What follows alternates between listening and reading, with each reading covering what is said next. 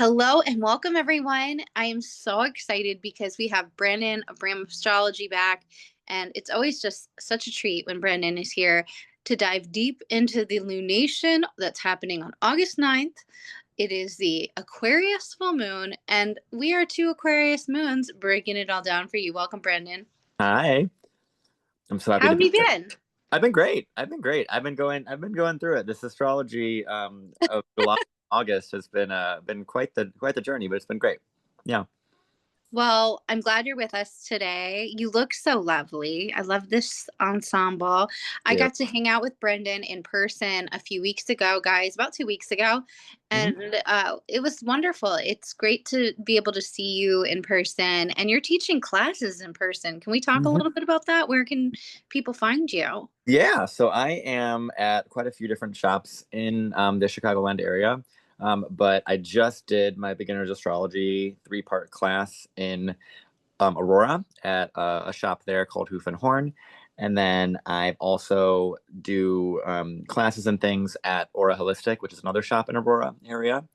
And then I do a few. We're working on getting some class schedules set up for the other shop in Willow Springs, Snowflake Healing as well. So kind of getting on to my third house Saturn retrograding back in my third house time of really teaching stuff. So yeah, thank you. Well, that's super awesome. You've been very encouraging of me to get back into in-person teaching, Yeah. which I've been so reticent to do. Yeah, But thank you for always being my inspo, of and course, thank you for being here today. of This course. is this is a pretty, I don't want to say explosive full moon, but there's an intensity to it. So let's put the chart Yeah. on the screen.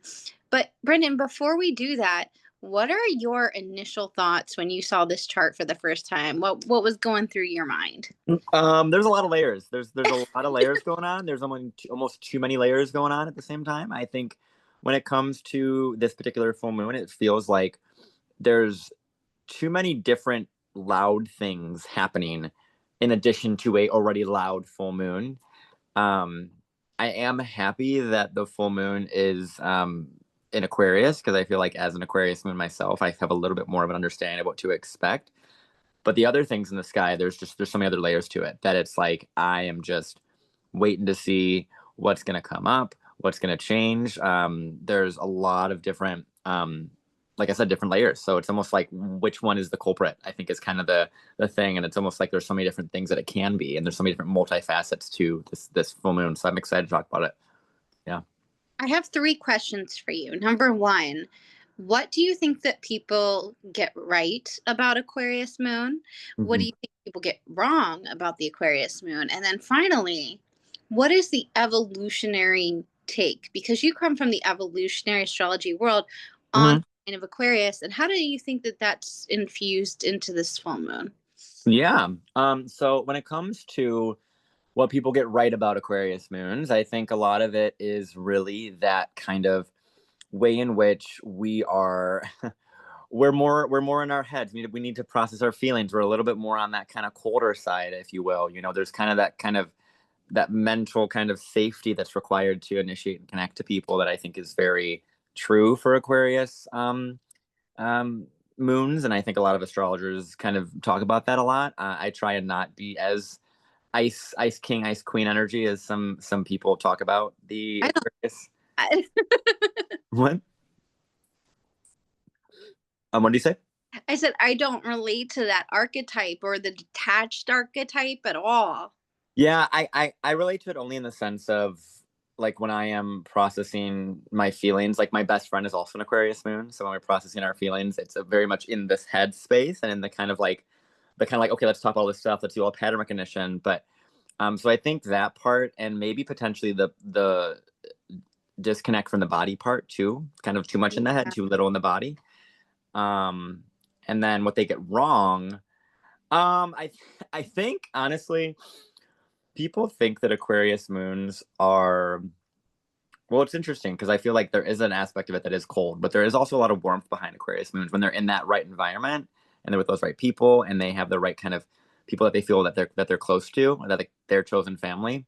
They're really, really warm and they're really loving. And I think that some people think that it's weird. I almost have like the same answer for both questions, but it's almost like they they talk a lot about how Aquarius is so, in the moon sign, it's so detached from everything around it, but in the actuality it's more attached than you think, but it's trying to ground from the mind, which I think is so hard for a fellow Aquarius moon. Try to how to connect to the body, I think, is a thing that we all struggle with. So yeah. Well, Aquarius does rule like the nervous system, which is Mm-hmm. very much tied to the joy, the happiness, I feel, of many of us, but particularly for an Aquarius moon. If my nervous system is dysregulated, I'm not going to be able to make a decision. I am not going to be a pleasant person to be around. I think when I think about an Aquarius moon, I think about the strong need for co-regulation. That is something I wish more astrologers would maybe hit on with us. It's Yeah. like we tend to be very cerebral people, so sometimes we don't even know how we feel until we're able to really talk it out, to co-regulate with somebody, because our initial feelings could feel very extreme. Maybe that's where the ice princess comes. And if you don't know us very well, because we're working something out, so if you're just seeing the face, you're not hearing the noise or the Mm-hmm. sounds that are coming out of the face. So I Yeah. think maybe that can be how that's interpreted in some way, Mm-hmm. Aquarius moon. But I tend to think we're very warm people. We tend to be community builders, we're world builders. That's something you and I talk about a lot Mm-hmm. as Aquarius moons, is that's important to us. One thing I think that people don't really understand or maybe don't talk about as much is like, I love that Justin Bieber quote about standing on business. And I feel like Aquarius moons maybe sometimes get that detached archetype because like when I'm standing on business personally, that you're not going to want to argue with me because this is something I've already critically deconstructed in my own mind. I've Mm-hmm. probably already done the devil's advocate thing where I tried to see something from someone else's angle. I've probably done all of that mental cerebral work. So if I am saying something, I'm probably not going to budge on it. And that's where you get that fixed energy, right? Mm-hmm. Mm-hmm. Can you relate to that? Oh, absolutely, absolutely. There's a sense of rigidity when the moon is in Aquarius, and it can have such a like very fixed nature in the way that it kind of communicates its opinions, and it really is important to see the totality of someone's chart, the totality of what's going on within, how Mercury is, because like for me, I have quite a nimble Mercury, but if I had quite a fixed Mercury, it would be very difficult for an Aquarius moon to kind of like get out of that kind of like patterning. So I think a lot of it is really important to understand about being able to, like you said, co-regulate and really understand how to feel your feelings, I think, and feel how they feel like safety to you, and how to really connect them to your body, I think, is such an important thing that I see with so many different Aquarius moons. Like they almost don't want to feel their feelings, so they do the whole intellectualization thing, and talk therapy is just something that they're naturally inherently good at because they're doing it with themselves all day. So I think I found as an Aquarius moon, what has helped me a lot has been somatic therapy and connecting to the body and really connecting to that nervous system and the actual groundedness that is inherent in Aquarius being also ruled by Saturn, and that kind of ability to like ground into that actual real world experience, that real tangible like flesh like sort of feeling in a lot of ways. When it comes to evolutionary astrology, what are your thoughts on the Aquarius cycle that, we're going into this full moon? What are we being asked to do from an evolutionary standpoint? How are we supposed to grow, expand? What is the deeper lesson here? Yeah. So when it comes to the Aquarius archetype in relation to, well, we also have Pluto and Aquarius now. So this is one of the very first, not very first, but one of the first few Aquarius full moons that we're going to be having with Pluto co-present in Aquarius. So we're really starting to see a lot more of these deeper themes of Pluto and Aquarius. And the theme about Aquarius from an evolutionary perspective, and I think this is very true as well because Pluto's there as well right now, is this concept of otherness and differentness, right? So Aquarius is all about this kind of like the ability that every single person has to be their own person within an audience and kind of within their own perspective. There's a lot of individualized perspective with Aquarius. And so with Pluto and Aquarius, for example, there's a lot of othering. There's a lot of experiences in which we always feel separate. We always feel different. We always feel unaccepted. We always feel as though we don't belong, but we're still being asked to connect to a group in some manner. And so Aquarius is kind of that fractalization a lot of the time from an evolutionary perspective. And it's about that ability to take those perspectives kind of back in a way. Through understanding that you're inherently different, you're inherently unique. And that's where we see the opposition to the sun, right? To Leo, where it's all of this kind of like, I am my own person. This is who I am. This is what I'm here to do as my own special mission. But Aquarius itself is about literally taking, being the leader in the Leo side of stuff, but then finding the people, finding the audience, finding the group, finding the people that are your people. And those can always shift and change because it's really hard for Aquarius to understand that everyone is unique. Everyone's unique, everyone's different, everyone has their own perspective. And so they get caught up in trying to find how unique theirs are as opposed to like standing in their power, standing in themselves and saying, I'm able to be a multifaceted person. And I think it's a lot about bringing together so many of the ways that we separate ourselves and bringing them together. It's really about the importance of understanding how we all can connect as opposed to disconnect. Because I think Aquarius is one of the most connected signs when it really leans into that. It's able to really bridge a lot of conversations, lots of gaps. It sees humanity as so important. So yeah, that's kind of the main basis of it, is a sense of othering and a sense of like separateness and feeling as though you don't belong over and over and over and over again, and that you're fighting against someone or against something in a lot of ways. Yeah. Yeah, and with that, there's also the potential for innovation to Mm-hmm.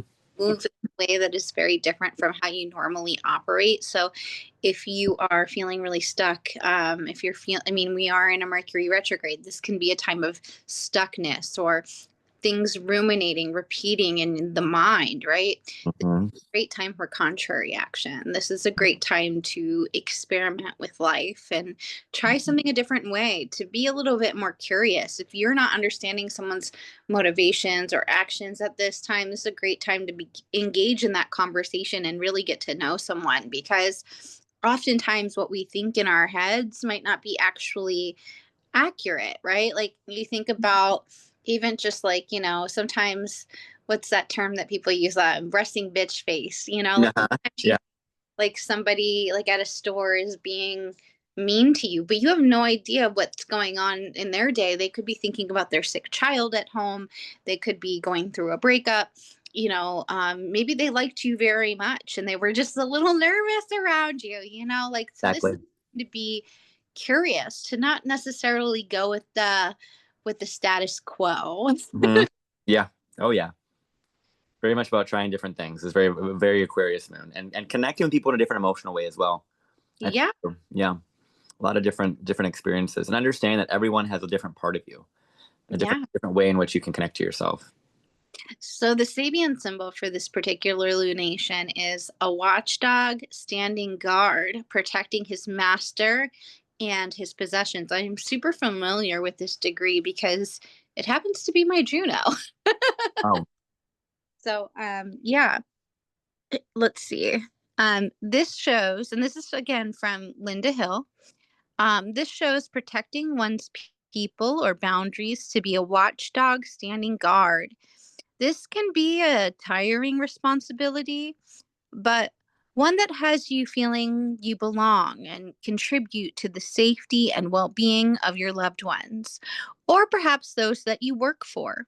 If not handled well, you may feel unsafe at times, needing to be alert to signs of trouble.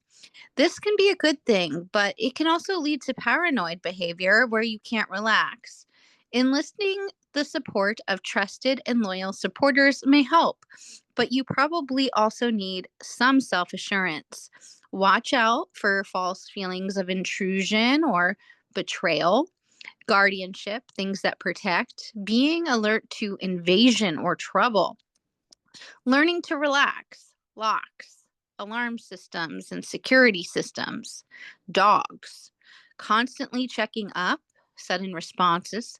And then the challenge here is suspicion and paranoia that rid one of joy, being unable to let one down one's guard, feeling ripped off or exposed, fear, jealousy, and resenting intrusion. And so we have a lot of aspects in the sky. We have a mystic rectangle, we have mm-hmm. a grand trine, we have Mars opposite Saturn, and we have the benefic Venus conjunct Jupiter. All right, so let's start with the mystic rectangle. What are your thoughts from an evolutionary standpoint on a mystic rectangle, Brendan? When it comes to a rectangle in regards to, so when we think about evolutionary astrology, a lot of what it is focusing upon the phasal relationships, meaning how are we kind of all dealing with all these different things, right? So when it comes to the rectangle, obviously part of that is also going to be the grand trine, the other aspects in the sky. So we see a lot of um, different phasal relationships. So we see a lot of kind of cycles closing, new cycles beginning at the same time, new evolutionary kind of points beginning, new evolutionary lessons starting, ending. All of these kind of really big shifts that we'll kind of see. Lots of power within that moment, right? And it's very powerful because Pluto is part of that, specifically the Grand Trine within that as well. And I think there's a lot of really big shifts that we're seeing, as this is like really the first time and pretty much the main lunation of 2025 that we will see all of these outer planets be activated. All the ones that are newly, kind of within the signs that they've never been in before in a very, very long time. So a lot of this entirety of this full moon, I think, is more so about really ushering in kind of how all of us collectively, once again, Aquarius, right, are going to be dealing with all of these new energies: Pluto and Aquarius, Uranus and Gemini, Saturn and Neptune in Aries, right? All of these new energies that we haven't quite understood, and obviously, of course, Pluto and Aquarius. So I think it's really about understanding and breaking down more of the specific cycles that are being within the mystic rectangle. I think is really what's more important. In the evolutionary perspective, I think there's a lot of power within, looking at kind of the bigger picture of the chart pattern, but then also seeing what kind of phases are closing, phases are beginning, right? And obviously phases are culminating, right?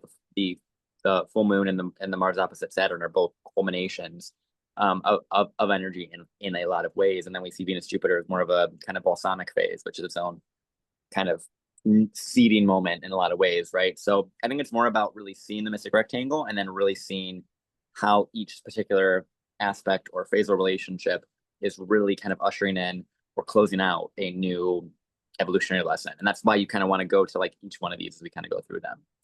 Um, so I think that's really all I have to say on the mystic rectangle. I'm not one that really works specifically on those types of chart patterns because, like I said, in evolutionary, a lot of the focus is upon the phasal relationships, whether it's, closing square, opening square, trine, sextile, those sorts of things, and how those are like supporting the evolution of those particular planetary energies, like interacting.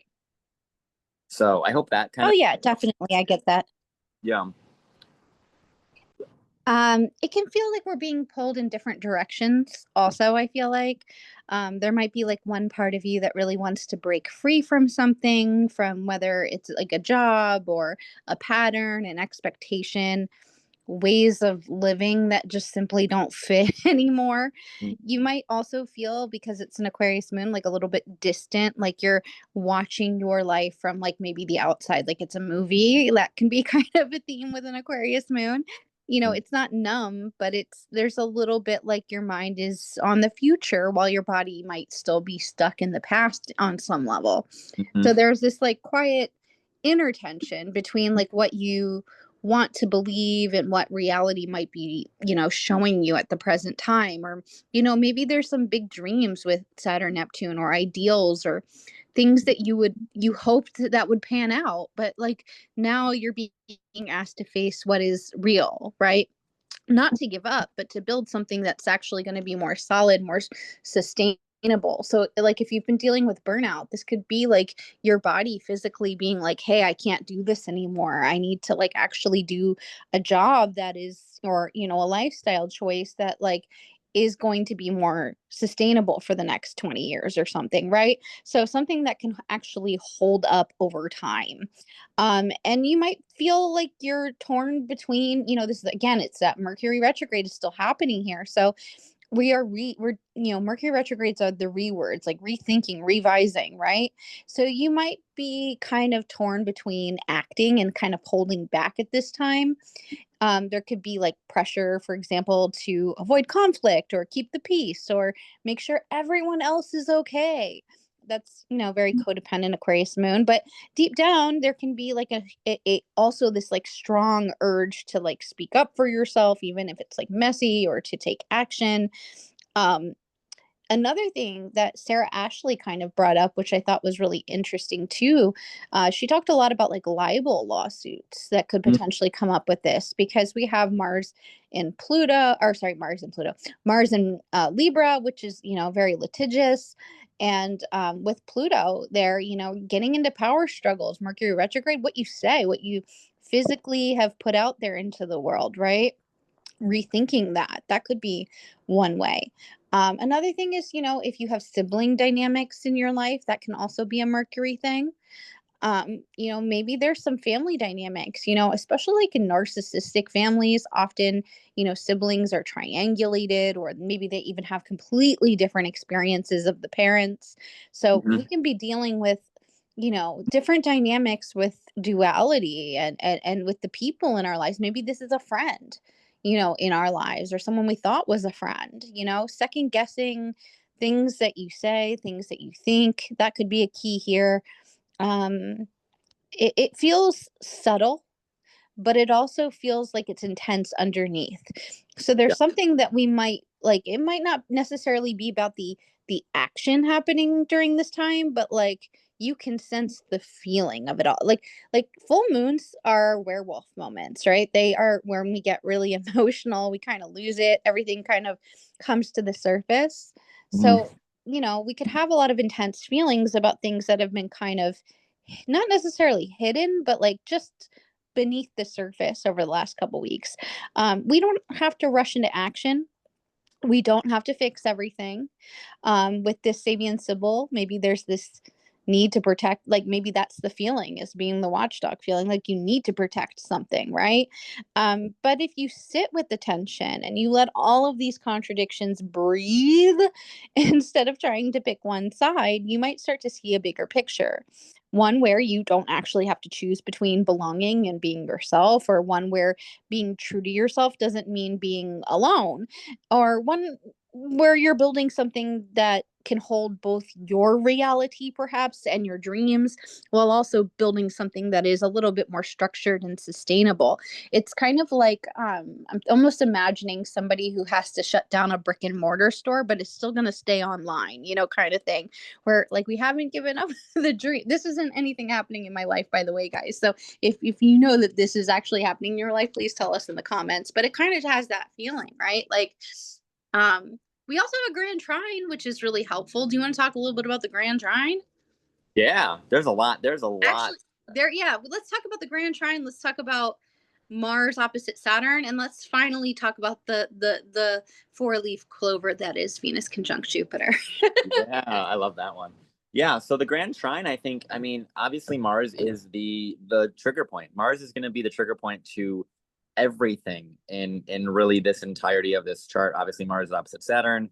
Mars is the one that's activating, triggering Uranus and Pluto all at the same time. So much so that it's kind of in such quick succession, that it's almost going to feel like I said, there's so many different layers to this. You're like, what is going on? Where is this coming from? It's going to activate, obviously, all of our air houses. So now we're all in this kind of like mental framework. What's going on? How are we processing things? How are we understanding things? How are we communicating things? Who are we talking to about these things? I think is a really going to come up quite often. I think it's really about using our discernment of who we want to talk to about these things in a lot of ways. Because as Saturn's in Aries, even though we haven't gotten to that point yet, there's a lot of what's being asked of us because Mars is a part of this. Um, there's there's a lot of importance upon us being our own authority, while Saturn's in Aries and Mars in Libra is saying, okay, well, who can I talk to help me, that will help me honor my choices, what I'm doing that's affecting all of those three, air houses that we have activated by this grand trine. And it's interesting because they're all like in those very early degrees, and Pluto and, well, Uranus specifically is going to go back into Taurus, and it's really starting to really help us see a lot of these. mainly the bigger themes of Saturn and Aries and the Uranus and Gemini. But the Grand Trine is it's really supportive, so long as we don't get overwhelmed mentally and emotionally. In a lot of ways, I think Aquarius moons can have a little mental overwhelm because they're trying to process so many different things. Because Aquarius does connect to the collective consciousness, the thought forms that are everywhere. And so the Grand Trine for me feels very much like it's a very smooth transition, but it's so much air that it's really difficult for us to understand how to really sit with all that we're trying to process on a mental level, right? Yeah. Mars opposite Saturn is boundaries coming in. That's a consequence. That Mm-hmm. is, Mars is our action. It is literally like what we're here to sever. I always think about scissors and swords and fighting but it's also our eroticness. Like, so, and Saturn is limitation. So maybe like there's a little sexual frustration that's happening for some people. Maybe this for others, it's just literally like a hard boundary. Like your body is physically saying, we can't do the Mars thing anymore. We can't run, we gotta put a limit to something. What do Yeah. you think of this? I 100% agree with that. I think the Mars Saturn opposition, I mean, it's very interesting because it's that culmination point, right? It's what I was talking about where there's this phasal relationship that's coming to a not really a close or a peak or something in that regard. Um, and this actually goes back all the way to the Mars Saturn conjunction that happened in Pisces around March or April of last year. Was when that really seeded that moment, and a lot of those efforts that we put in since that really difficult conjunction. Where are we at now? What have we accomplished? What have we gone towards? And also, too, who are we doing this for? Right? I think as a part of this with the Libra Aries axis being activated, who are we doing this for? Are we doing this for ourselves? Are we doing this for other people? Are we people pleasing too much? Are we giving too much energy to others versus relying upon our own energy? How are we balancing out our own energy, right? And what are we really here to accomplish? And yes, it is typically the Mars Saturn opposition and Mars Saturn aspects say no to things. They say no, enough's enough. Let's stop it now. Let's throw on the brakes right now. And it can be a little bit harsh, a little bit heavy, but it is also about we are only capable of doing so much in our physical bodies, but in our cerebral bodies, also there's a lot of overwhelm.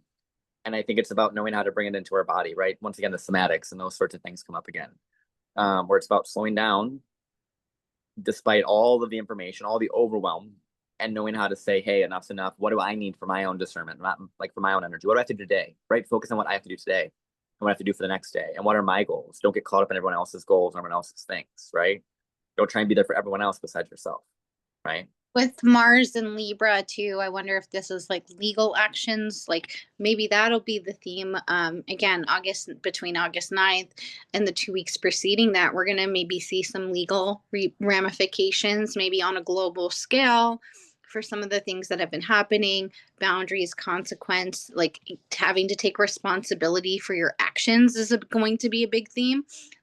Again, Mars is really our actions. Saturn wants you to take responsibility. So if you're not doing the thing, this is call out energy. This is like, even if it's not a physical call out, there's like a mental call out. There's a physical ramification that might be coming in. Another thing that I'm really considering for this full moon as well is like, what are the consequences? It is an Aquarius full moon too. So it's like, what are the consequences for the community? What are the consequences for the general collective as well? Mm-hmm. And this might be, again, because it's in Libra, this might be relational. This Mm-hmm. like happening in our romantic relationships, our family relationships, wherever we have Libra in our chart. Um, but this also could be happening on a much more, I mean, in a mundane astrology way, on a much more global scale in terms of our legal systems and people seeking some freaking accountability there. I mean, Mm-hmm. different cases that are happening right now from a legal standpoint that are really, really tremendously troublesome. And they're showing these power imbalances of how we've created our legal systems, whether that is the family court, whether that is the criminal court system. We have some things that are pending with Ghislaine Maxwell right now, which are really quite troublesome and scary. Will she get pardoned? Will she not get pardoned? What is she speaking to the FBI about? What kind of information is going to come out, especially when we have an eclipse in just about a month that would have been on Jeffrey Epstein's Venus and Mars. Mm. That's a tremendously big storyline. We also have a T-square this week that has been building aimed at Ghislaine Maxwell, which is unrelated to this full moon, but is going to bring that to a fold because it is a full moon. And so we have all of these interesting stories. We also have the story that seems to be unfolding as we speak about these Democratic candidates in Texas that have fled, and now they're filing. They're actually pressing charges against them as we speak. So that's just a very interesting storyline that's playing out. So we have a lot of different things we could be paying attention to. We should be paying attention to right now in terms of our justice system. We just even had about 2 weeks ago, there was something that came out uh, in terms of Luigi Maggioni's case where they violated HIPAA and they faked a court date in order to get his HIPAA records, his insurance records illegally. So we need to definitely be paying attention to that because that's something that could affect all of us, right? So yeah, these things are big and they're tremendously impactful to the collective. They are, absolutely. And I think there is a sense of importance upon understanding where we're putting our energy as well, because I think so many times as Aquarius moons, we're capable of putting our energy into so many different collective thought forms, so many different important causes and important thoughts and important movements and things. And I think it's really about understanding this time, like with this Mars Saturn, kind of like, yeah, there's hundreds and hundreds of things that we have to pay attention to because a lot of things are shifting in our landscape. And I think there is a lot of stuff that will come to the surface, but I think there is also importance of with Mars Saturn, of like, especially Saturn in Aries, it's like what can we do about it? What can I individually do about this thing? Right. And sometimes it is going and protesting. Sometimes it's going and reposting. Sometimes it's going and, platforming other voices. Other times it's taking a rest, right? Other times it's just turning off the TV, right? It really depends upon what your energy is able to handle. And I think the Mars Saturn is definitely like, let's put a stop to the overwhelm in a sense, right? And what are you committing to really advocating for, and what are you committing to really paying attention to? Because I think trying to pay attention to all of it can be a little energetically overwhelming for A some little. people. Yeah, a little. Okay, so let's dive into the Venus Jupiter of it all.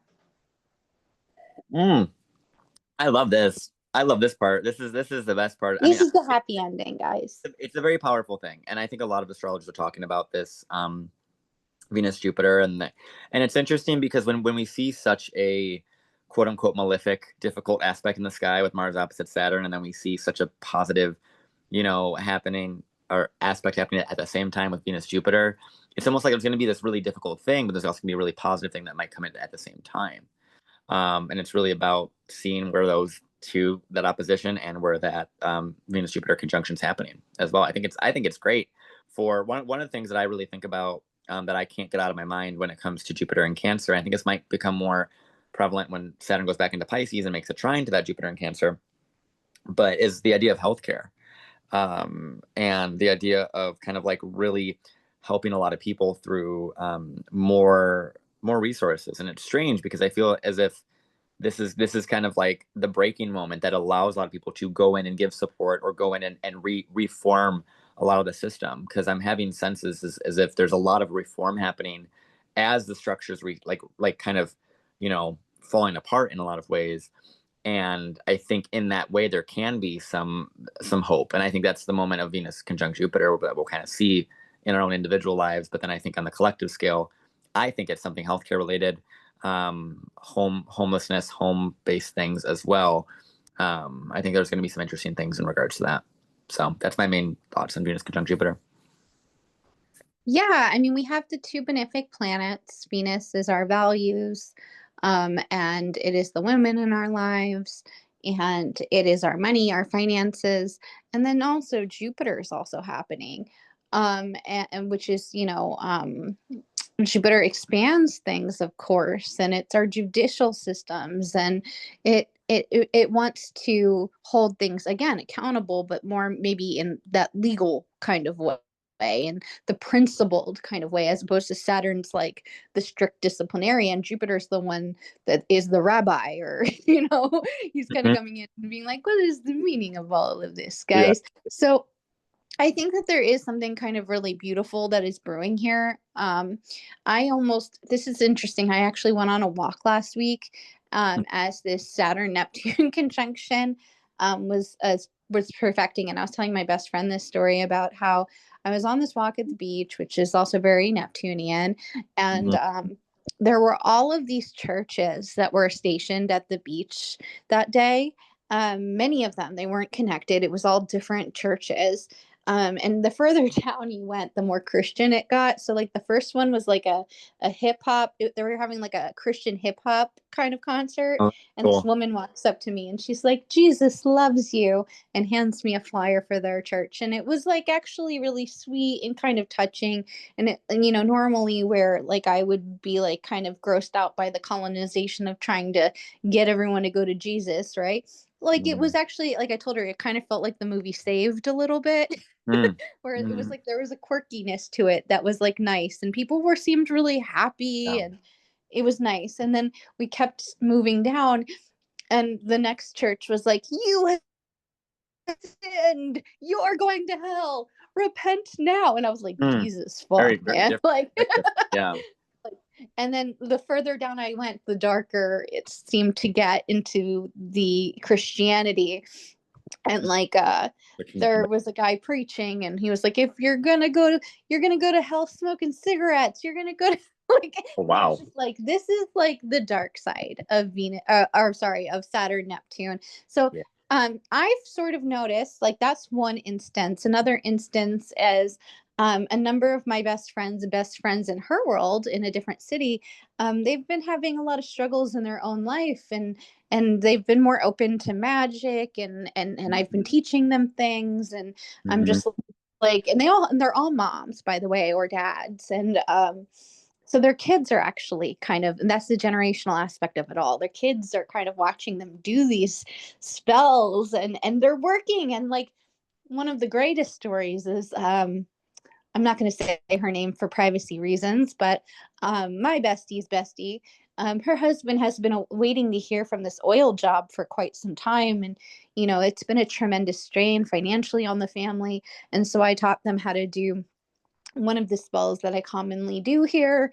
And the very next freaking day, they got the offer for the damn job. And it was like, and I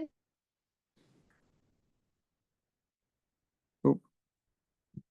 disbelief, but it all worked out. And he asked for the amount of money, which was, I think, like $80 an hour that he really needed, unsure that he was actually going to get it. And they gave it to him. So not Oh, only wow. did he get the job, he got like an enormous amount of money. So there, a lot of people, all of this is to say is like a lot of people I think are having these spiritual epiphanies about their power, about how the world works, about consciousness. There are many different spiritual awakenings that I am bearing witness to over the last couple weeks. So it's been a little crazy. Yeah, and I have a lot of examples of that with Saturn Neptune as well. Of that, as I've seen a lot of this industry kind of really ramp up in a lot of ways, and I've seen a lot of people move towards both, um, spirituality and Christianity, and kind of that kind of pull. And there's kind of a very big kind of Jesus energy is what I guess I can say it as. Like there's this, when Jupiter's been in Cancer, it's just been a lot of that, a lot of abundance of faith, and it's just what are we believing? And also the North Node is in, not to go into the North Node, but the North Node is in Pisces, so it's asking us to let go of really understanding what is really out there, and really dissolve into that and trust that and have a sense of faith. And so that Venus Jupiter is powerful, very powerful. Okay, so we're going to fly into the horoscopes, but is there anything we want to wrap up with on the chart? Um, the only no, I think we'll get into it when we do the horoscopes. Oh, all right, let's fly into this. Let's start with Aries rising. So, this full moon lights up the tension between who you are to the world and what your heart maybe craves in terms of what's lighting you up. You may feel like the need to show up for your community, your causes, your people, your friends, your goals. But this isn't necessarily about abandoning a smaller mission in the fifth house. This is more like, this catching up maybe perhaps with friends and seeing who's a part of that community and taking action where necessary in your friend groups, like um maybe there's a cause that you feel very called to talk about, or a friendship that's kind of like growing in such a way where you can actually come out and support that person. With the Venus Jupiter conjunction in your fourth house, there's this beautiful blessing too. Like there's this reminder that love begins in self-love and at home and in our earliest lessons of how relationships function. So this could mean, some literal healing is happening in terms of your family life, or maybe your home is expanding. Maybe some of you are finding out you're pregnant, or maybe you're, having, there's a family celebration happening that like is, reminding you of your earliest models of relationships, right? Either way, this full moon is kind of like a reset. You don't have to perform your worth. You don't have to, sacrifice your creativity or your pleasure just to be useful. You don't have to choose between your inner child and your outer roles, right? What if the future that you want is built by honoring your fertile foundations and building relationships that are much more sustainable to the values that you hold now? I love that. What are your thoughts with Aries rising from an Aries rising, evolutionary I standpoint? it's interesting because I think a lot of them are going through that. I know of not a lot, but I know a few Aries risings personally, and then obviously quite a lot of Aries rising clients.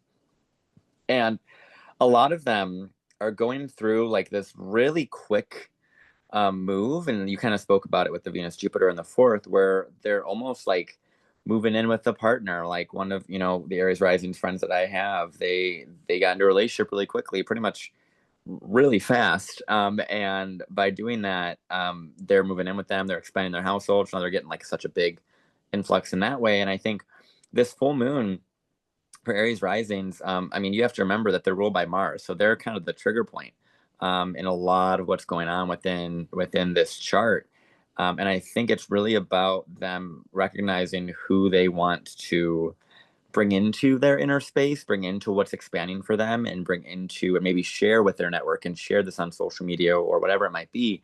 So it's really about like trust, like who do I trust? Who do I want to bring closer to me, right? Because as Saturn Neptune's on their ascendant in Aries, there's this kind of like I don't know what I want to do, I don't know who I am, all those things. So it's about a lot about that, in my opinion, with the Aries rising. I love that. It's funny. I have a lot of Aries risings in my life. Like I attract them like they're fucking Pokemon. And I actually just, which feels very on brand. It's not something really major, but it is major. Um, One of my Aries rising friends she's a Sag sun, so this alters it a little bit. But she's going through a thing where she has to like pursue some legal action on an ex Mm, friend, mm, or associate. And so I just sent her some really beautiful friendship bracelets that I made aw. in the mail. So I think that they should be arriving to her with the full moon. Oh, that's And cute. she's really into Taylor Swift, this particular friend. So, the friendship bracelet seemed like a cute little thing to raise her spirits. But I put like, what's really funny is she has a her moon is on, or sorry, my moon is on her Venus. So she's Aquarius Venus. And so I had put one of them they're both Saturn themed friendship bracelets. Mhm. But one of them said Karma Police. Oh, that's cool. which was both a Radiohead reference, of course, and a Taylor Swift reference. And Mm-hmm. I made another one that was Saturn themed as well for her. So just like it can be something cute like that, like the Yeah. little affirmation of who your real friends are during this time. Mm-hmm. So take stock of stuff like that. Yeah, especially because Mars is going into the sign opposite you. So now you're seeing yourself and who you want to connect with a lot more clearly as you're going through this transit. Support systems, baby. That might be the theme for you. Okay, so Taurus rising. So Taurus rising has this happening in a really public house. This is house 10, house 4.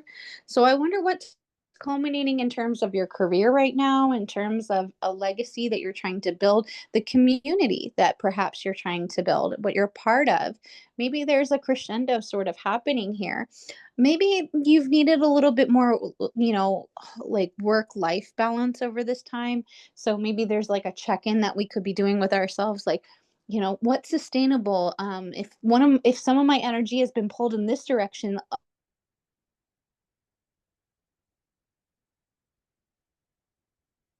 Mm. some level of balance in my life.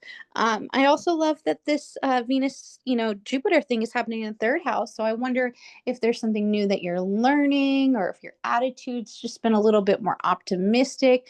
Maybe there's a short little trip that you're taking with your honey or with a friend or something like that. There's an opportunity for conversations with friends that are enlightened, that, friends that feel like family, friends that you are, it feels like a sense of coming home to yourself almost. Yeah. I love that for Taurus rising. I think there is a lot of really different perspectives switching with Venus, Jupiter in their third house. I think there's a lot of really positive insights that are coming from this full moon. I do think that there is potential for like a new job, obviously, as we see all of the grand trine happening and all these like money and Yes. financial and routine and career. I think there's a lot of like maybe you're going and starting this new job, and then by starting the new job you have to go to school and study this thing, and it can Venus Jupiter, we don't really talk about this as much, but it can be a little bit of overwhelm as well, in a sense. So there could be like a sense of like, okay, I have this new job, but am I starting this thing, am I starting this new routine? To do that I have to watch these videos, I have to spend this time doing that. But there is definitely like a sense of learning something new that is being applied to whatever it is that you're changing in your career, and in like your kind of financial routine, like those sorts of things. There might be some like different, maybe you start a YouTube channel, maybe you start taking in more YouTube content, there's a lot of like publicity in this regard. So Taurus risings, look out to see if there's any like shifts around like your public perception in like a way where you might go viral in a sense, then it changes your workload, right? um Yeah. that could happen too, and even from like a simple post, right? Maybe like a local, even like a local market or something you might be going to. You might be selling your services or selling your products or networking or connecting. You might meet someone that you want to work with. Yeah. I also feel like there's the seedling moment that we were talking about earlier, with Mars opposite Saturn, and also like the cuts that need to be made. Like I'm also just thinking about that's happening in house 6 for Mhm. you, which is like also very either work or daily life related. So like maybe there's also like kind of this need to either buckle down a little bit too, or like to maybe like, I've been spending a little bit of time doing X, Y, and Z. Now I got to get back to the gym. I need to take better care of my health. Maybe like those types of concerns too will actually make it so you can accomplish these new goals that you have. Being aware of your energy, right? Mhm. Okay. Gemini rising. Do you want to steal Gemini rising? Sure, I can start Gemini rising off. That's fine with me. So, Gemini risings, you guys are having this full moon happening in your ninth house. So this is always a nice one for you guys because it's a nice little supportive trine to your ascendant. So the grand trine is happening with you being a part of it. So that's always a good sort of aspect going on. There's a lot of conversations to be had. With Uranus in your first, obviously, there's a lot of changes around your life, a lot of innovation, lots of kind of really rapid shifts. But I think Gemini's out of any of the signs are able to adapt the most to that. Obviously, you want to look at the whole chart to see all of those things. But with this full moon happening in that, ninth house, the first, and in the fifth, we're gonna see, a lot of these kind of these houses that are all around what we're doing. Why are we here? What's our purpose? What are we learning? Right? I think there's something about this full moon that is really kind of like an aha moment for Gemini risings, because not only is it a full moon in Aquarius that is in a natural kind of trine to their ascendant, but Uranus, the modern ruler of Aquarius, is on their ascendant. So there's a very much like an internalized body sort of like aha moment connection, maybe like a very grounded, important realization that comes from regulating their nervous system in a lot of ways. And it's interesting as well because as with Gemini risings, these are one of the charts that's obviously ruled by Mercury, and we're seeing that Mercury is, really going. It's pretty much stationary direct, or it's going very very slowly right now, and getting ready to go direct, and it's a very very powerful um, shift of perspective that I really think is what's going to happen for Gemini risings. Yeah. Especially with Venus Jupiter. Something's cracking in the worldview, right? Like something maybe you once believed in, like an idea, a cause, a Yeah. framework, or even the legal system, as we talked about earlier. It might be showing its flaws. And I want to bring this up because I found it really interesting, and I was thinking about this literally before I was on here, because I was actually talking with a Gemini friend of mine. She's not a Gemini rising, but she's a Leo rising, which makes sense because Mercury retrograde. But the reason why I'm saying this is because I was thinking about her chart, and why this Mercury retrograde is so strong for Geminis. And interestingly enough, so third house is where the Mercury retrograde is happening in Leo, and Uranus is in Gemini, obviously, and the Moon in Aquarius, and she's also a Moon in Aquarius individual like myself. So this is Hmm. her, and what has happened is her, and it's so rapid. She ended up losing her sister, very, very, Oh. very quickly in a matter of a week. She lost her sister and had to be the one to make the quick decision of whether or not to pull the plug and all of those things. There's a lot of complicated things in that. Um, and I bring this up because, not to say that's going to happen for every single person, obviously, but I bring it up because there's a lot of stuff that she has been able to process as she's going through this really rapid shift. So Gemini risings, I think, are more well equipped than they give themselves credit for to handle these changes. She's going to be teaching a lot more because of this now, because she's a medium and all those things. Um, so yeah, it's definitely taught her a lot in a very rapid amount of time. Yeah. Yeah. I think for some Gemini risings, this is like not necessarily like if you are being, if something is happening like that, or if you're feeling kind of frustrated by, like I said, the legal systems or these frameworks that are kind of coming undone. I don't think it's about losing faith. It's kind of more about, gaining clarity. You might be being asked at this time to like separate, borrowed beliefs from what is like true, like the ninth house, especially in evolutionary astrology, they talk about like natural law. So like the things that are known in your bones, right? Like whether it's navigating, so like whether you're like navigating like a court case right now, or you're thinking about traveling or returning to school or letting go of a belief system or a dogma that you've outgrown.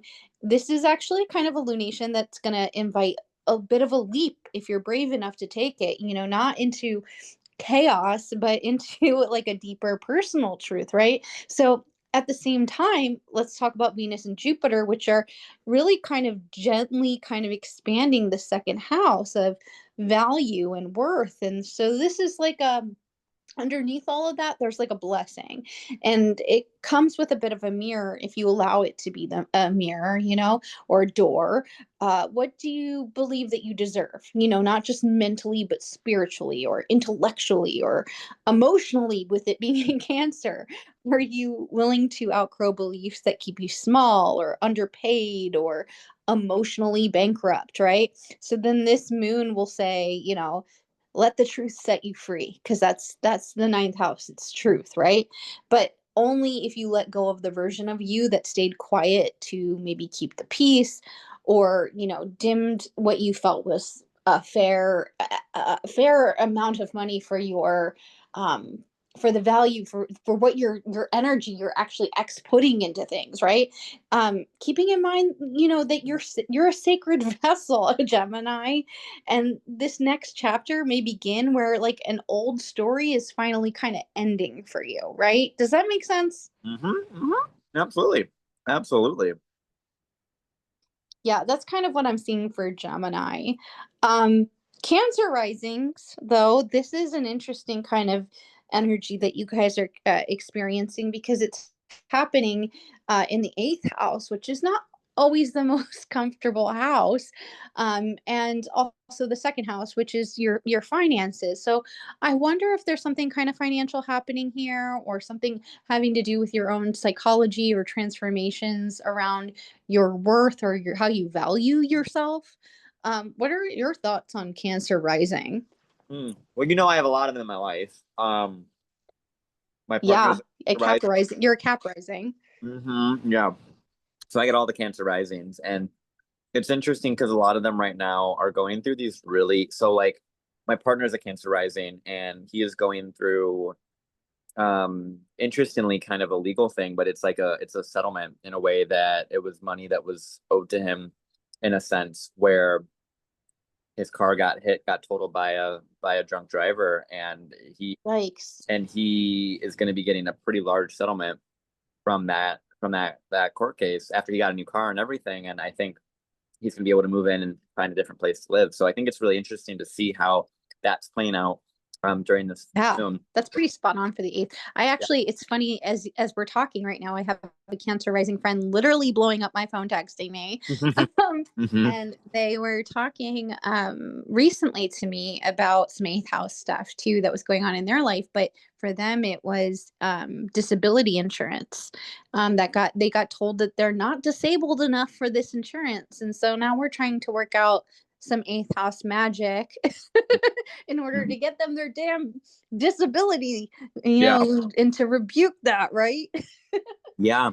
And I think I actually like when it comes to the Venus Jupiter in the first for Cancer risings, I like that. I do like that. I think related to your example, I think it'll likely go well, and I think Yeah. it'll reaffirm my point that there's something with Venus Jupiter, or just Jupiter and Cancer, relative to healthcare, um, and support in that way. So Cancer risings might be getting a little bit more unexpected support in a lot of ways. Definitely some different financial things going on, um, and a lot of that Mars Saturn opposition is squaring them. So it is a little bit difficult in that way.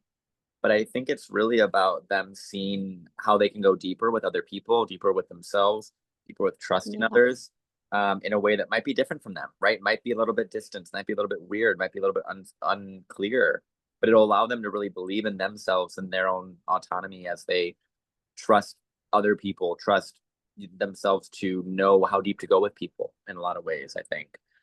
Um, so it's a very interesting time to be a Cancer rising every time during a full moon, because it's going full in your eighth. So there's like a really big illumination of who do I really trust? Who am I working with? Why am I going in this direction with these people? And how much of myself can I share with them? And how much are they going to accept of who I am? I think is a really big thing. And they're going to probably accept more than you think, because Venus Jupiter is on your ascendant.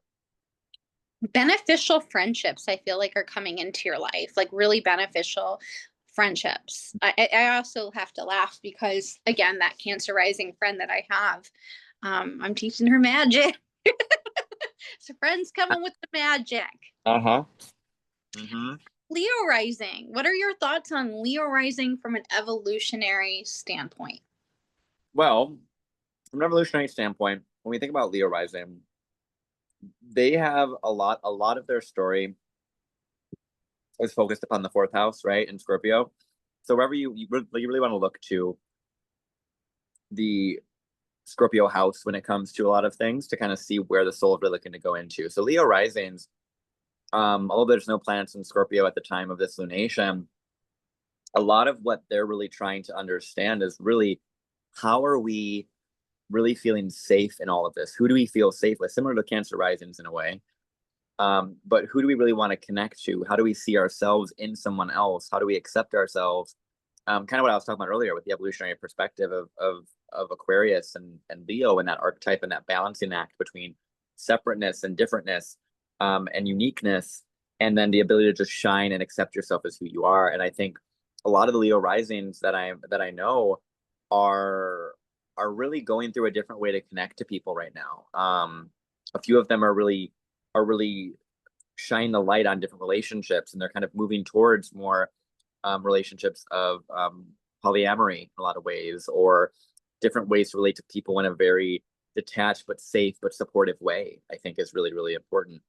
Um, so yeah, it's really about finding a way to feel safe for these Leo risings, and I think they have to find the people or multiple people that make them feel that way, that they can connect to.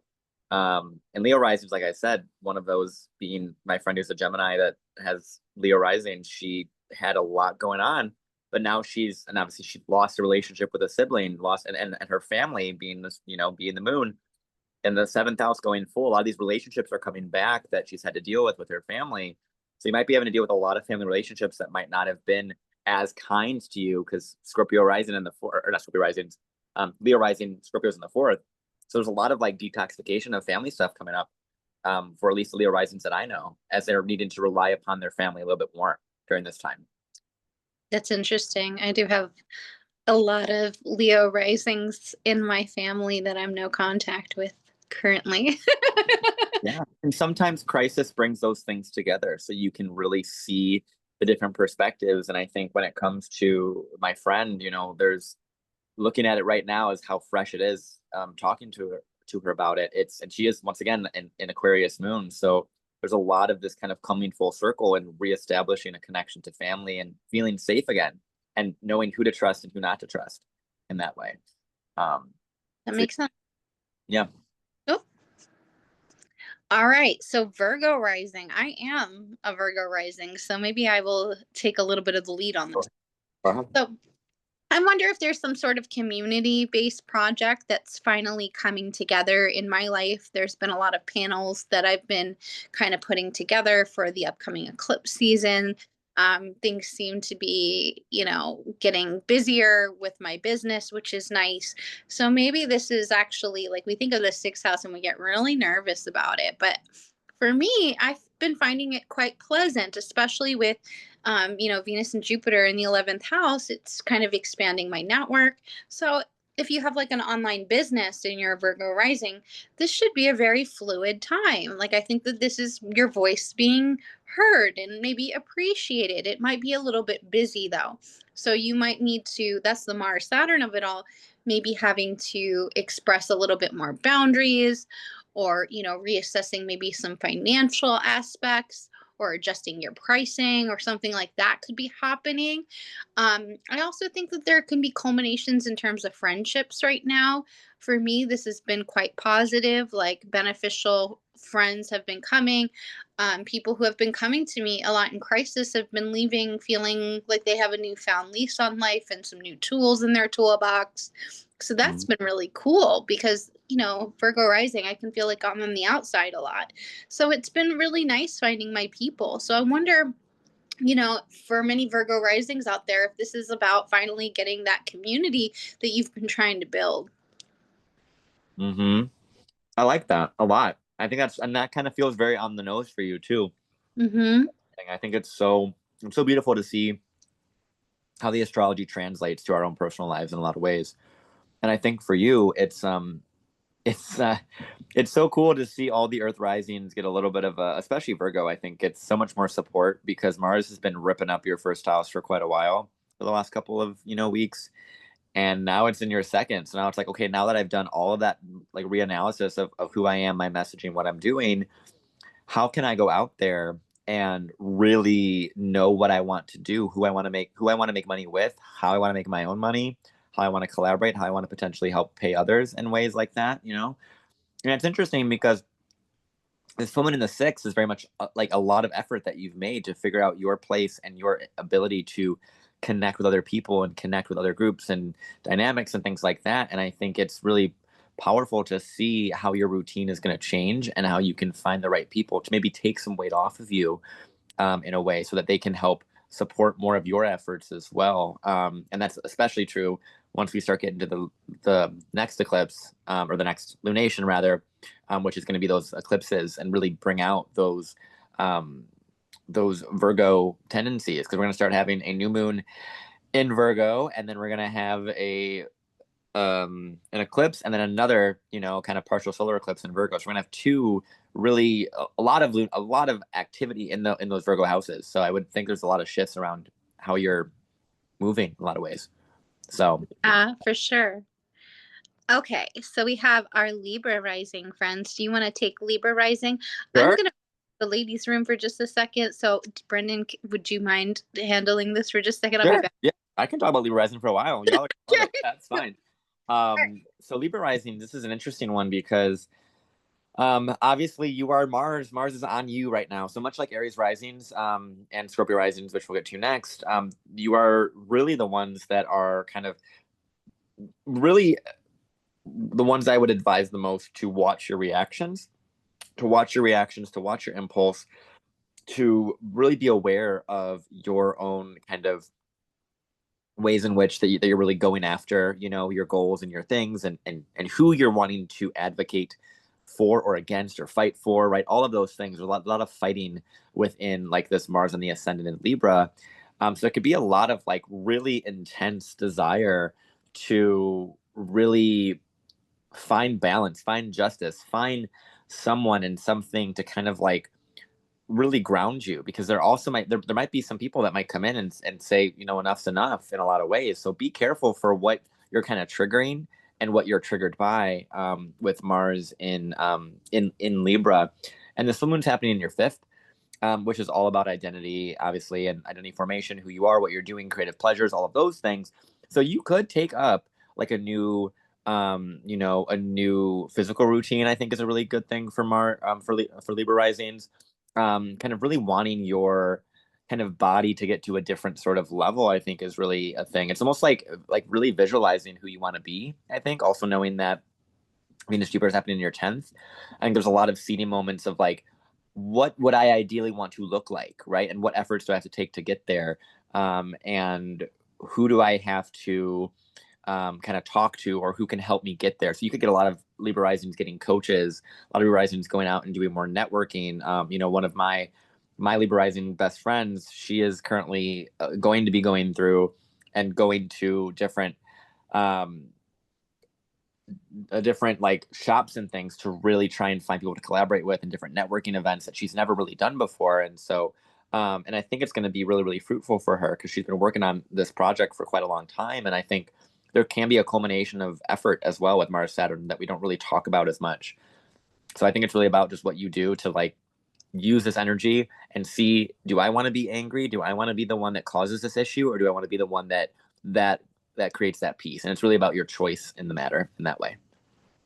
Yeah, I love that. I kept hearing, sometimes I hear songs in my head for certain signs.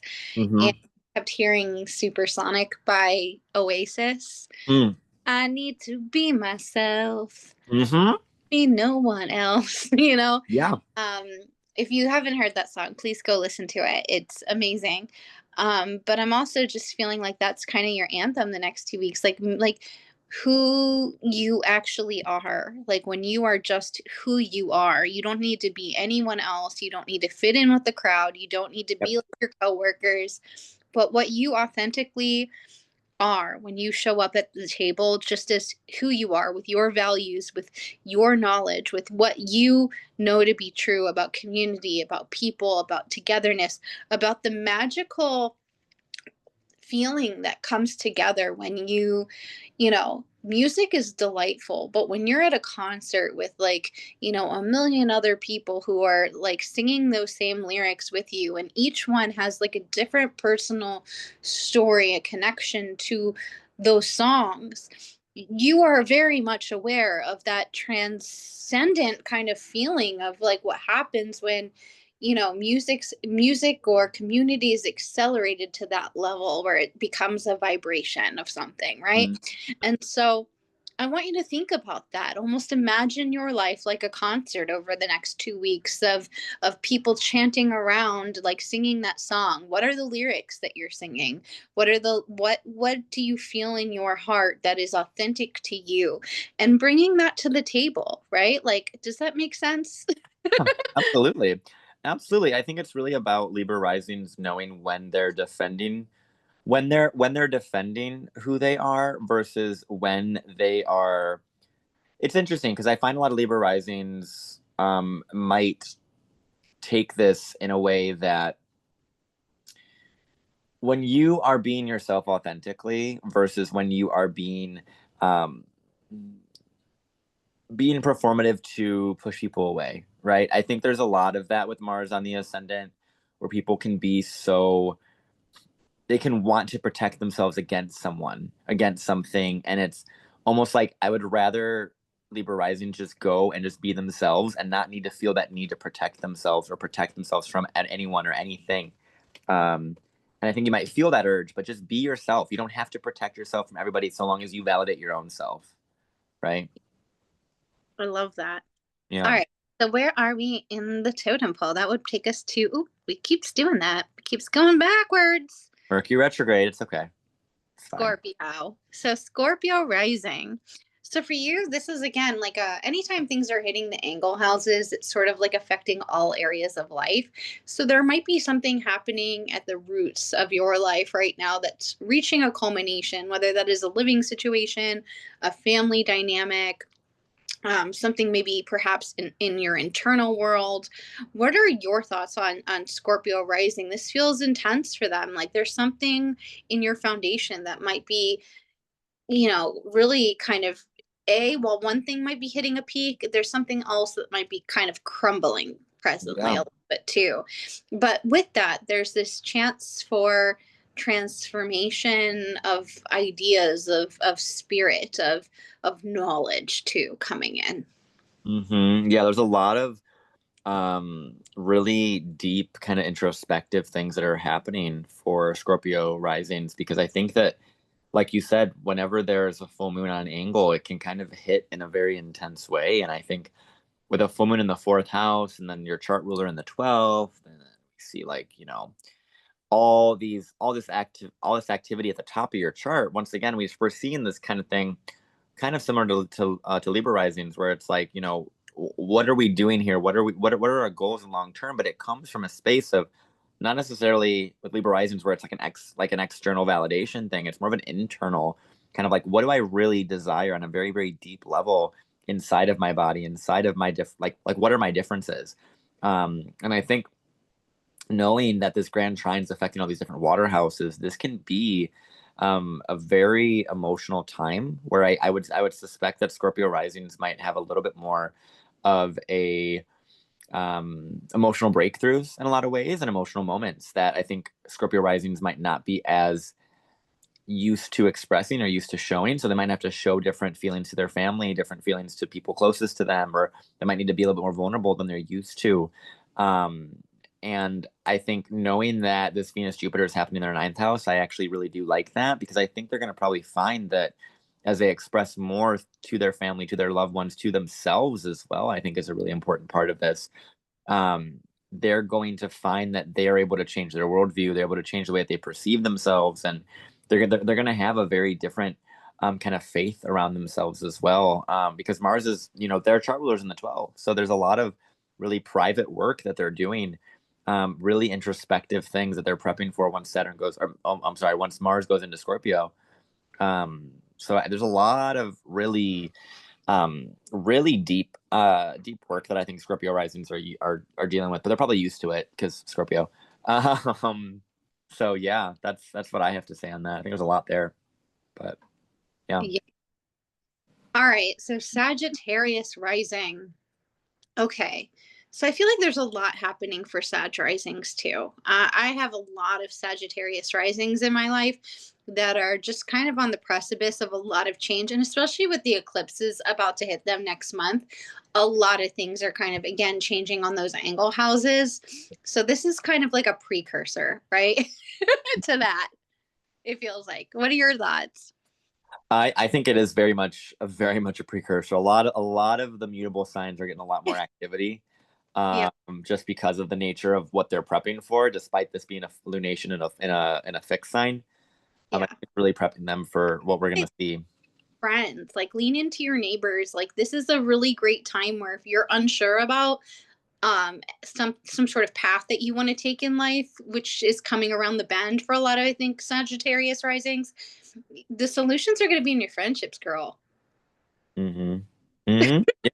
No, and that's the perspective switch from the friendship as well, because the full moon Yeah. third is really important, and I think, and also at the same time, we have Mars in the 11th, so there's even more of a switch around like who can I go to once again, who can I go to that I trust that could help talk about these things with me in an unbiased way, or in a way that is very biased. I can learn different perspectives, learn different truths, learn different ways to think about something, right? Like, who are you following on social media? Who are you unfollowing on social media, right? I think there's a lot of what you can kind of see with Sag risings. And maybe you're disassembling or like taking apart your social media presence, because the South Node's going to be at the top of your chart. So there might be a lack of visibility coming pretty soon. If you're like, I need to rebrand, or I need to change the way that I'm dealing with my audience, or something to that effect. And I think it's very powerful to see what is coming for Sag risings, because I think there is definitely a friendship or a group or an online community or an audience shift based off of some information, some new thought or some new community, that kind of is like, wait, maybe I need to say it this way, maybe I need to talk about this thing, maybe I need to use my platform for this thing, right? That's what you might see with Sag risings. Aquarius too. Like maybe I have a good friend that's a Sag rising and she's thinking about going into like a tech career. So Mm-hmm. but she's trying to figure out the ways in which she can operate her skill set and do what she does. She really wants to help women, which is, the Venus Jupiter of it all. She wants Mm-hmm. women who have dealt with domestic violence, Mm-hmm. very, Eighth house. and so, but she's trying to figure out the direction of how she should do that, but while also making a paycheck. And so that's been a real big theme for her. And I think this will be the theme for the next 6 months for her.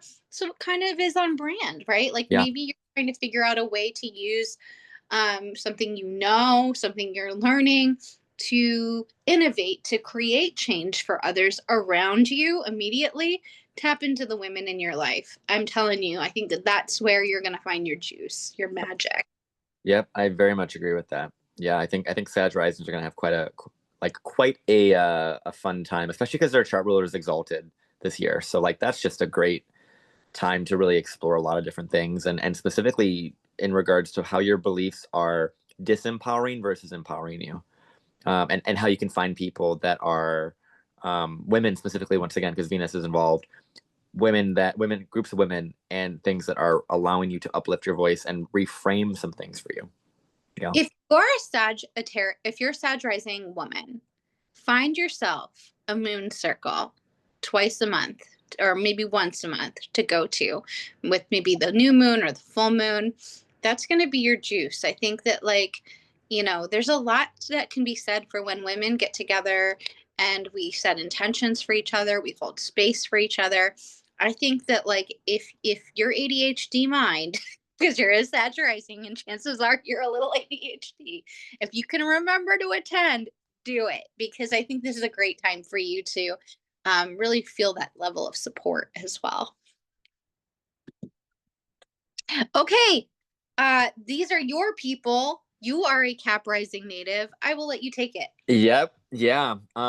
So yeah, there's a lot here for us Cap Risings, guys. There's a lot going on. I think our chart rulers being a part of this, kind of mystic rectangle and all these different things going on, Mars, Saturn. There's a lot of stuff that, as a Aquarius moon myself, that this full moon is always pretty loud for me. And because it's a lot of financial stuff, right? There's a lot of financial work shifting around, a lot of different really long term changes, right? I think for me in specific, I took on a lot of different shops, a lot of different projects, and I think what this particularly is wanting me to do is make sure that I am charging my worth for those particular projects, and maybe slimming down the volume in which I'm working personally.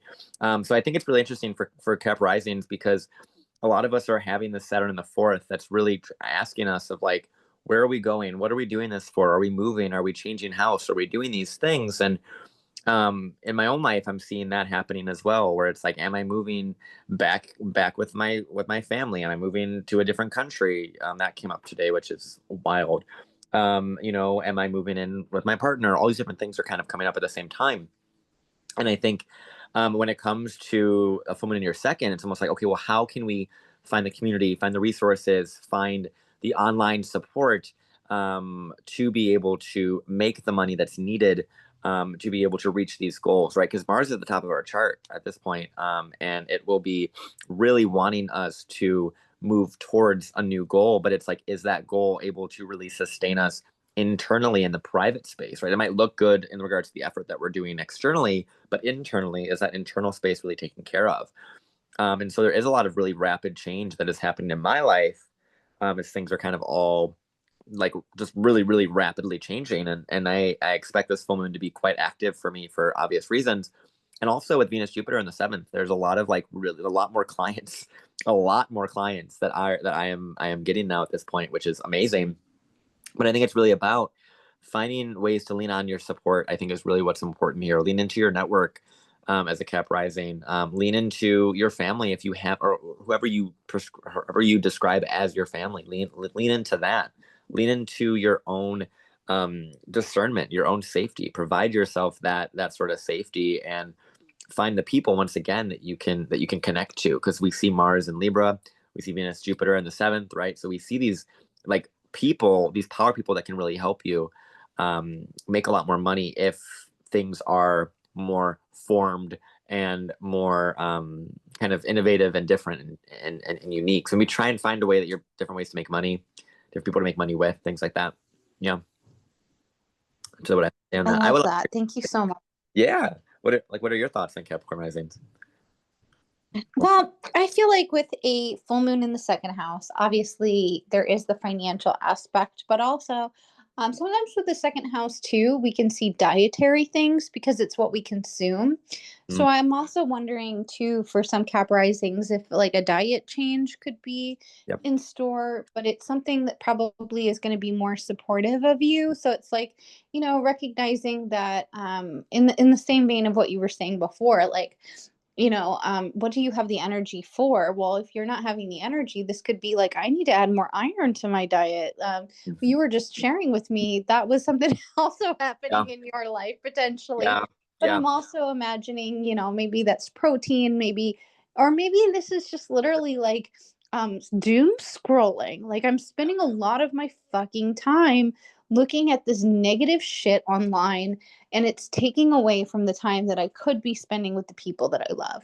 So really looking at your diet, whether that is online, whether that is an online diet, is it your physical diet, what are your consumption, I think is a good thing to pay attention to. Yeah. And I think That's it all I is. want to say.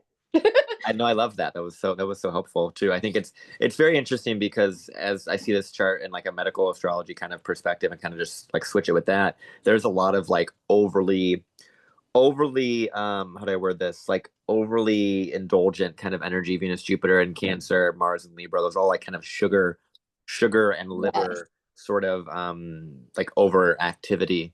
And Aquarius rules the blood in a lot of ways, or the circulation. So there is definitely a circulatory sort of thing coming to fruition. And I shared this with you previously, and I think it's important to share this as well as someone who, for some reason, remembered this from last year. So last year during the Aquarius full moon, I got my blood test, which is funny because Aquarius and We Leo were we were together together. too. Yeah, we were. But I got a blood test, and it was specifically about like pre-diabetic sort of nutritional things. And weirdly enough, that is kind of coming around again in a sense where I'm getting a blood test and probably will have the results shortly after Mercury goes retrograde, or sorry, Mercury goes direct, as well as um, the moon goes full in my second. So it's interesting to see that that's kind of a repetition in that regard of what am I eating, what am I consuming. So yeah, no, definitely on the nose.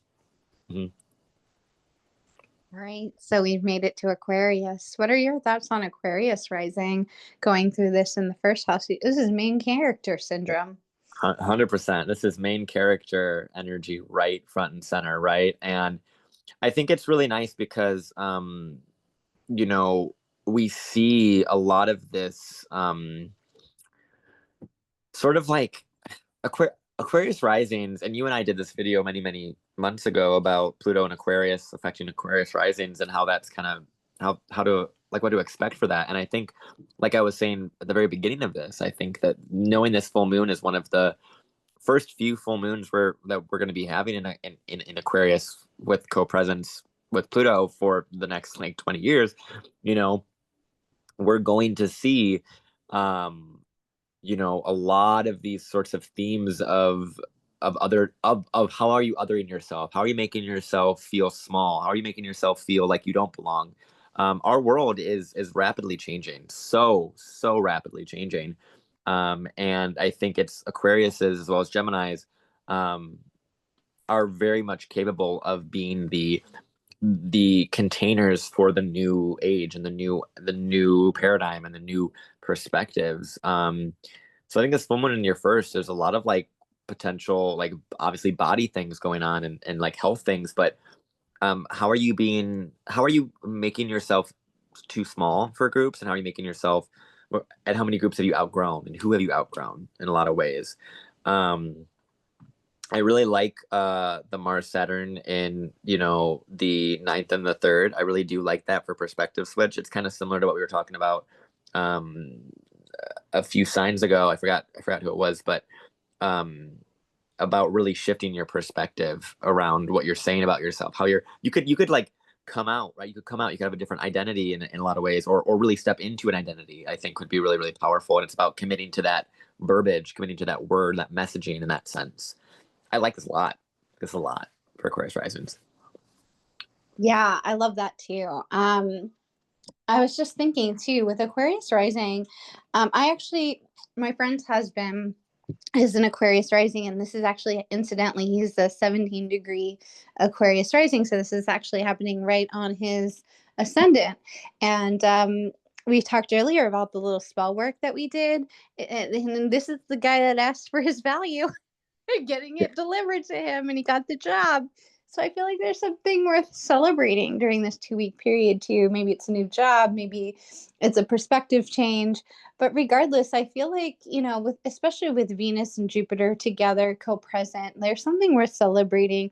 And even if your life is total chaos, get yourself that extra slice of cake, because I do think that this is a week where you're definitely gonna need it. And there's something, maybe it's just in your relationships with the women around you, your children, maybe this is, just,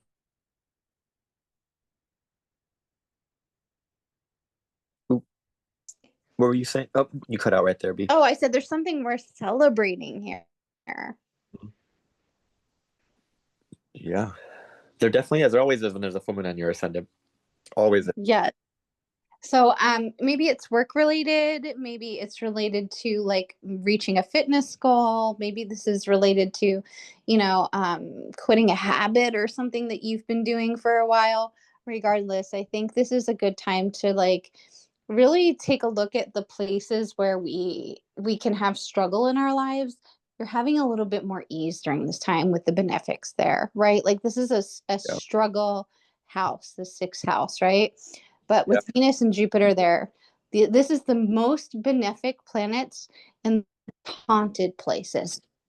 So there's like a beautiful light in the darkest of tunnels. Yeah. So there's something we're celebrating, guys. Does that make sense? Absolutely. Yeah. Absolutely. Okay, cool. All right, so let's make it to our Pisces rising friends. You guys are the last and oh so patient. And I vetoed the next time that we do horoscopes, I'm gonna switch this up because I really want Pisces to be first one of Yes. these times. They need that. They need so that. so we're gonna do it not when Mercury is in retrograde, so it doesn't like screw me up mentally. But we'll do it when my brain is like less frazzled, for sure. Okay. So, for you guys, this is happening in house 12. So, this is kind of an interesting place. I almost want to say during this period of time, I wonder if there's like some sort of like spiritual epiphany that's coming in. But regardless, if you need a little bit more rest during this period of time or a little bit more introversion, allow for it, because there might be something during this 2 week period that just your energy could be a little bit low, to be honest. And there's a lot of new things ready, like especially with an eclipse next month, right on your ascendant. There's a lot of new things about to take off. So let your body sleep those 14-hour days if it needs it. Don't do the capitalism thing where you're like beating yourself up because you need a little bit more rest. Let your body rest. Yeah. No, it's so important for Pisces risings to prep for eclipse season, especially that lunar eclipse is pretty strong. So yeah, I think it's really about honoring what really feels safe to you, what feels like it, because it's interesting because your chart ruler is in the fifth, and it can speak to really just doing something for fun, and like you said, not needing for it to be this capitalistic sort of like nonstop sort of work, especially with Saturn, and Mars being in your second and eighth, right? Like there's this need to be like, I need more money, I need more things. And it's like, but is this making me joyful? Is this really helping me? Is this really giving me what is this good for my sleep schedule? Is this good for my work? Right? A lot of the time, and I think It needs to sleep. yeah, and it's interesting. This I don't know why I feel the need to bring this up for Pisces risings, but um there's this whole thing right now where they talk about like social media and technology, and at this point they're really just competing with the sleep companies and the companies Oh, that give interesting. sleep. And I don't know why I feel the need to bring that up for Pisces risings for some sense, but it feels as though it might be a culmination of like checking your screen time and seeing like, maybe I need to limit that a little bit more, right?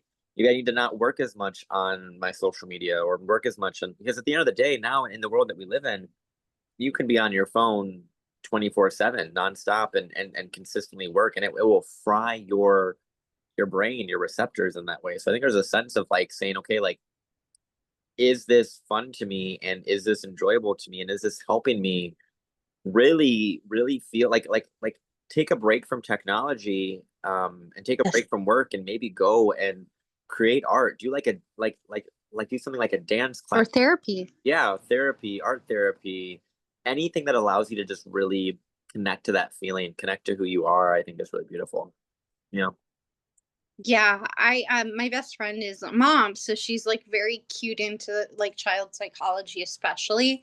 And so I learned so much from her. She's so wonderful. And she always talks about how like the flash of social media, it's not so much that it's social media, but it's like it's not good for developing brains. Like 30 seconds of this, 30 seconds of this. Like that flash thing is really unhealthy. So give yourself a little break, if you need it. Um, yeah, so I feel like this is going to be a big, crazy year for my Pisces rising people. I love you guys. But like, one other thing I kind of want to mention for Pisces rising too, and we'll talk more about this when we get to, we're doing a Pisces, or a Pisces eclipse panel. And so we'll talk more about that when that gets aired, guys. But like one thing I really want you to think about was what was going on in 2015, because that was the last time we had a solar eclipse here. And so now there's a lunar eclipse, meaning something that was a beginning. What is ending, right? Um, so there's some sort of like bookend situation, like a chapter ending, but that's super exciting because we're also going to get this nice little solar eclipse.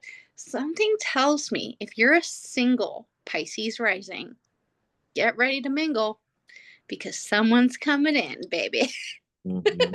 Whether it's a new best friend, whether it's a new soulmate, whether it's a new lover, there's something getting ready to just bite you up and eat you all up. So if you've been trying to manifest that, I would really work on like the things, like maybe that was a time of like a relationship deteriorating or a relationship that didn't come to be. Maybe work on those sort of like subconscious blocks over the next 2 weeks because I think there's someone really tasty coming in. I love that. I love that. Sips your tea. I love that. Pisces, you will not be alone for long. You will soon be Cinderella with the prince. I love that. Yeah, I don't know many Pisces rising folks except for my friend's daughter. They're pretty rare. They Um, are. yeah, and Allie Luber, who I also adore, who does that show Starstruck. but she's a Pisces rising and I really adore her. She's very typical, very girly, ribbons in her hair. Pisces rising. I love it. I love my Pisces rising people. I'm a Virgo rising. So you guys are my version of the Cancer rising for Brandon. Yeah, Brandon, yeah. thank you so much for being here today. This was so lovely. And I love anytime we get to connect in person. Yes. Oh my gosh, yes. Brendan also is a Reiki practitioner, and I just want to say that if you live in the Chicagoland area, please go get Reiki from Brendan because he is not only a master in Reiki, but you do violet flame. Is that or yeah or Lilac. It's called lilac. lilac? I knew it was something purple related. So Yeah, sorry. yeah.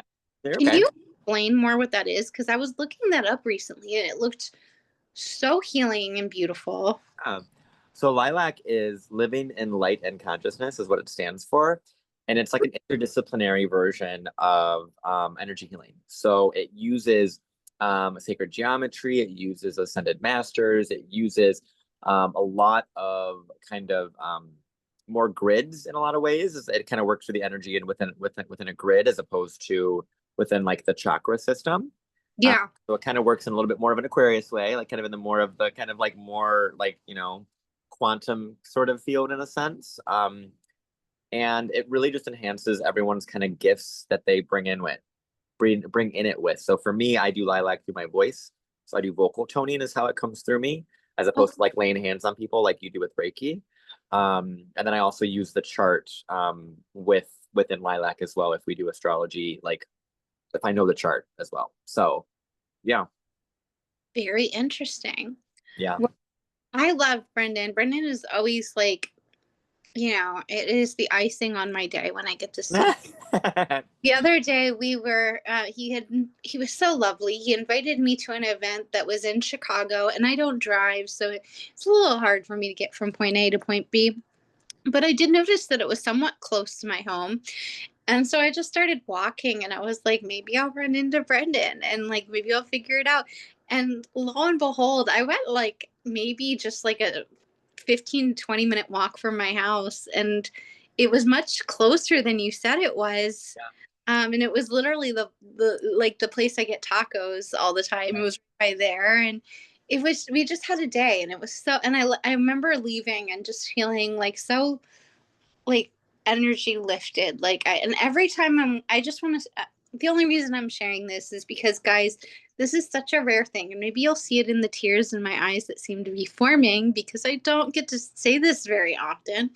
But oftentimes, especially as an autistic person, I leave somewhere and I'm happy to see people, but I'm drained. And I never feel that when I'm with you and Jenna and like the little group that we've connected with. Guys, Jenna Borelli, go follow her too. She's a great hypnotherapist. She's done work over here too. But whenever I'm with you two, or even just one of us, like I feel like energized. I'm not an introvert, or I'm sorry, I'm not an extrovert, so I don't get energy really from other people, but Brendan's Yeah. wonderful. Please go follow him. He's just a great person to know and a great healer. Thank you for my fellow Aquarius moon. I love that. It really means a lot to me. And I just love being able to, the energy in person is very different than online, I think is what a lot of people sometimes fail to recognize. And I think those, Like that's very true. And I think that like Aquarius moons, we are so used to being on the outside that we make each other feel like insiders when we're together. So it's just, and there's a lot of Aquarius moons. There's a lot of Libra moons over here. I mean, fuck, there's even a lot of Scorpio moons over here, which same. so, but yeah, Brendan is just go get a reading from him. Go get some Reiki from him. He is just a really great light, and I'm so happy to know you. And yeah, is there anything you want to promote today, or did we share everything? I mean, I think you just promoted me so well, B. Honestly, I mean, really, there's really not much more to promote outside of what I already have on my Instagram. I mean, if you guys check me out on Instagram, it's Bram Astrology, so BRAMSTROLOGY. So it's not Bram Astrology, it's Bram Astrology. Um, and so make sure you follow that. Because I post my schedule where I'm at, especially if you're in the Chicagoland area or within like the neighboring states and stuff, feel free to come down.